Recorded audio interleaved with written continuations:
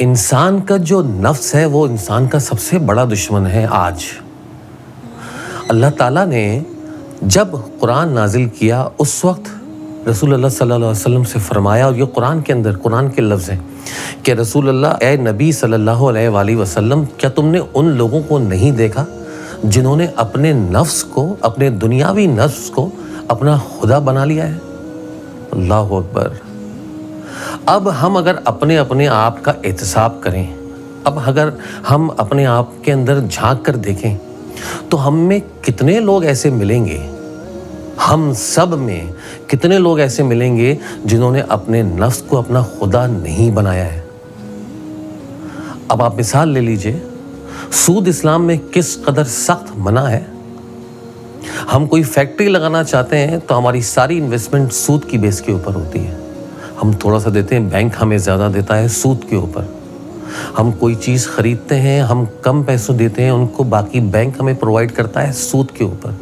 ہم گھر لیتے ہیں سود کے اوپر۔ کریڈٹ کارڈ کا سسٹم ہم اگر نہیں کریں گے تو ہم آؤٹ ڈیٹڈ ہو جائیں گے۔ آپ اس کے علاوہ کی بات کیجئے، ایک دوسرے سے ہم ریلیجن کے اندر دشمنی کر رہے ہیں۔ ہم ایک مسجد سے دوسری مسجد والوں کے درمیان ایسا کمپیریبل کھڑا کر رہے ہیں، ایسا ایک محاذ بنا کر کھڑا کیا ہوا ہے، صرف اور صرف کس وجہ سے کہ اس مسجد جانے والا انسان جو ہے وہ دوسری مسجد نہ جائے۔ کیوں؟ کیونکہ چندہ نہیں ہوگا۔ میں نے اپنی آنکھوں سے ایکسپیرینس کیے ہوئے ہیں ایسے لوگ، پاکستان کی تو بات چھوڑیے، لوگ کو کہتے ہیں یار آپ کینیڈا امریکہ چلے جاؤ تو تھوڑے سے سویلائز ہو جاتے ہیں، وہاں کا سسٹم اچھا ہے۔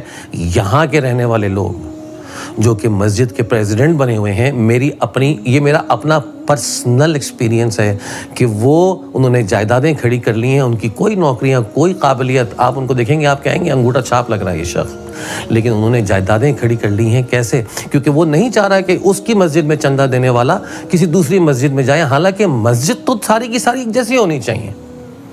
مسجد تو وہ بھی مسجد جس میں نماز پڑھائی جا رہی ہے، وہ بھی وہ مسجد جس میں نماز پڑھائی جا رہی ہے، اس مسجد میں بھی جمعے کا خطبہ ہے، اس مسجد میں بھی جمعے کا خطبہ ہے۔ لیکن کیونکہ میری مسجد میں لوگ آ کر پیسے دے رہے ہیں، وہ باہر کھڑے ہو جاتے ہیں مشین لے کر کہ آپ پیسے دے دیجیے، اور لوگ پیسے دے رہے ہیں، اور بہت سارے لوگ تو سوچتے بھی ہیں پھر بھی دیتے ہیں کہ ہم اللہ کے نام پر دے رہے ہیں، لیکن وہ خود کیا کر رہے ہیں؟ اور ان کے یہ ایکشنز کرنے سے باقی دنیا کے اوپر جو لوگ نان مسلم ہیں ان کے اوپر کیا امیج پڑ رہا ہے مسلمان ہونے کا؟ اتنی زیادہ چیزوں کو انکریز کر دیا ہے، اتنی زیادہ چیزوں کے اوپر لمیٹیشنز لگا دی ہیں، جبکہ اللہ تعالیٰ نے ایسی کوئی لمیٹیشن انسان کے اوپر نہیں لگائی ہے۔ اللہ تعالیٰ نے یہ کوئی مذہب اس لیے نہیں بنایا، یہ جو دین اسلام بنایا اللہ تعالیٰ نے جو نازل کیا ہے، وہ اس لیے نازل نہیں کیا کہ آپ کو ٹارچر کیا جائے۔